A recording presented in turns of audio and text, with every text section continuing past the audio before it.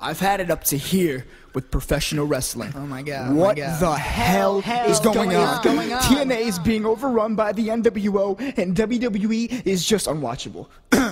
But I'm not here to talk about the WWE. I'm here to talk about TNA, Total Non-Stop Goddamn Action Wrestling, a company that has been taken over by Hulk Hogan, who promises the world to TNA fans. He says he's going to take TNA to a whole new level. He says TNA is going head-to-head against the WWE. He said, it's on, brother. But what is really happening? Hogan promised the world, but has he delivered? No. If anything, Hogan is putting TNA in reverse. TNA is supposed to be the young face of wrestling, the new era, the new stage. Ever since Hogan entered TNA, it's nothing but a goddamn WCW retirement home. When Impact went head-to-head with Raw, I tuned in. It was the first time I have watched wrestling in years. I cannot remember the last time I sat through an entire episode of Raw. It's been a while, but I sat through TNA Impact on January 4th, and I gave Hogan a chance.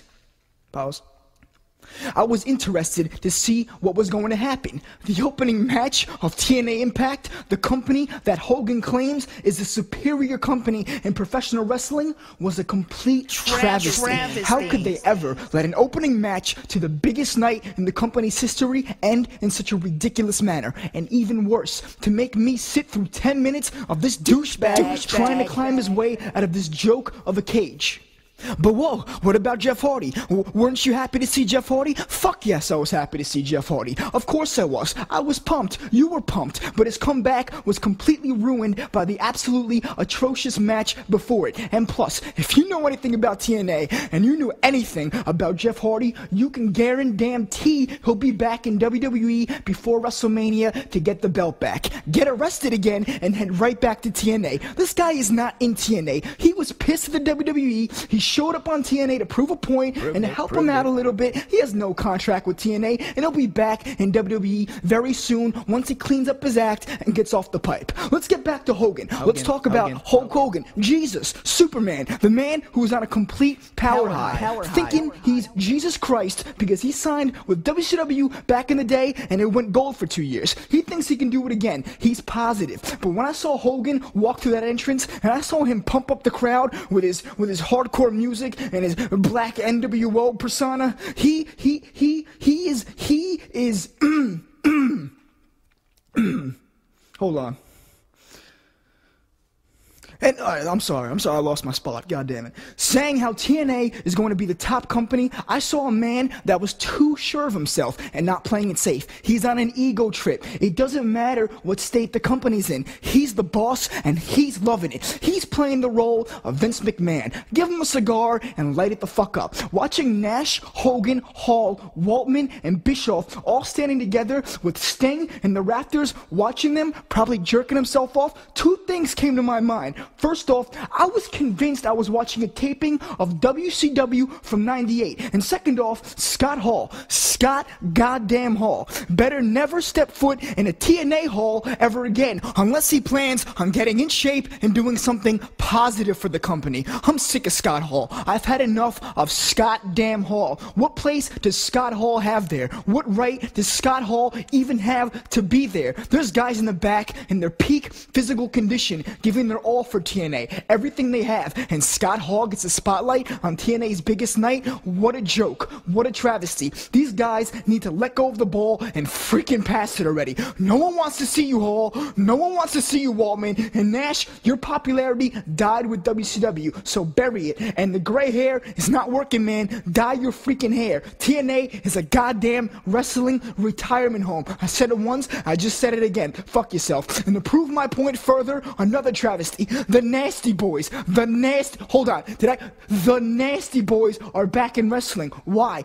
Dixie, what the hell are you thinking? Do you know anything about wrestling? I've been around long enough to know that at their peak, the Nasty Boys were nothing but a mid-card fill-in. They were the commercial break wrestlers for WCW. They're embarrassing to watch. I'd rather watch a drunk Scott Hall stand in the middle of the TNA ring and try and find his way out than watch the Nasty Boys Boys try and wrestle. They sucked in their prime, and they sure as hell suck now, and they're sucking the ratings right out of your pretty little face, Dixie. So why are the Nasty Boys in TNA? What a question. Question of the goddamn year. Who the hell would sign the Nasty Boys? There's so much great talent in the indie scene that TNA could just be scooping up. Guys like Joey Ryan, for example, but they sign the Nasty Boys. Now, I wonder who's behind that. I'll tell you who, Jack. Hulk Hogan, Brian Knobs' best friend. The only reason the Nasty Boys are on your television screen right now is because Hogan's running the show, and he's calling the shots, and he's giving horrible talent like the Nasty Boys and Scott Hall another run at pro wrestling because he's doing his friends a favor. If Dixie Carter is in her right mind, if Dixie Carter even has a mind, if there's a brain inside Dixie Carter's thick skull right now, it just hit her that she completely fucked up hiring Hulk Hogan. Hulk Hogan was supposed to be all in it for the new guys. Hulk Hogan was supposed to be training the new generation and getting them ready to battle WWE head to head. That's what he claims he's doing, but what he's really doing is shit. I wasn't gonna say that. Goddamn, what was I gonna say? I'm trying to think. I was going to say something like, that's what he's claiming he's doing. But when I turned on Impact for that quick 5-minute glance, because I'm sick of watching goddamn SVU, it's on every day, every 5 minutes, on every channel. So I'm like, hey, I'll watch Impact. What did I see? I saw what Hogan's really been up to. His real agenda. Hooking up his old, useless friends and putting them on primetime television and pushing all the real talent to the side so these fat slobs can attempt to perform wrestling maneuvers. The Nasty Boys. The Nasty Boys. The fucking Nasty Boys. Dixie, if you're watching this, I have a great idea. Hire me to be your writer. Hire me to talk to your talent. Hire me to do the job that Hulk Hogan is supposedly supposed to be doing, because I guarantee you, Dixie, I could do it a shitload better than Hogan. Dixie, the only reason the nasty females are in TNA is because Knobs is Hogan's best friend. Hogan said he's trying to take TNA to a new level. All he's doing is hooking up has-beens, Dixie. Dixie, get Hogan out of here. He's not what you think he is. If anything, let someone like Stephen Borden manage the company and storylines. He deserves it more than anyone. And Ric Flair, oh my god, fuck you, Flair. You talk shit about TNA, and now you're in TNA. Retire already. Flair, you've retired 16 times. Woo! Die.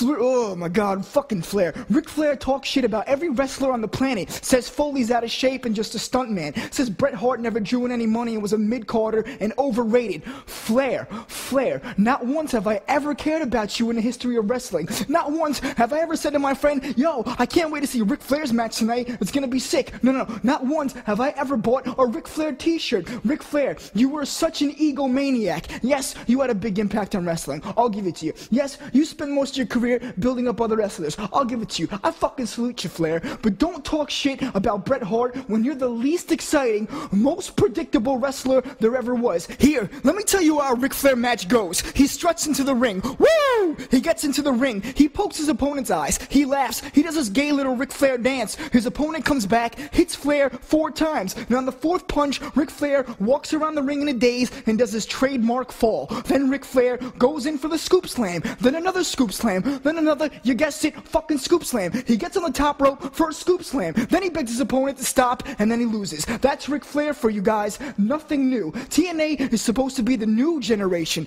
It's just a WCW retirement home. Ric Flair, retire already. You're not bringing anything new to the table, and you're simply in TNA because of your high status in the wrestling world, and you're a familiar face. That's it. You're there to reel in a few ratings from your friends at the fucking bingo hall. Flair, you need to mellow out because you haven't brought anything to the table worth watching in years. Dixie, you need to get rid of Hogan before it's too late. They aren't trying to push your stars. They're trying to recreate episodes of goddamn Nitro from '98. And don't even get me started on the recreation of the Montreal Screwjob with Kurt Angle. People are saying it's genius. People are saying it's great. I'm saying it's suicide. TNA needs to focus on building up memorable storylines, a convincing character, rather than ripping on the WWE. There'll be time for that in the future, but as of right now, TNA is in no place to make jokes about the WWE. That's like a rabbit biting a pit bull. WWE may be absolutely atrocious, but at least Brian Knobs isn't being jobbed by Kevin fucking Nash.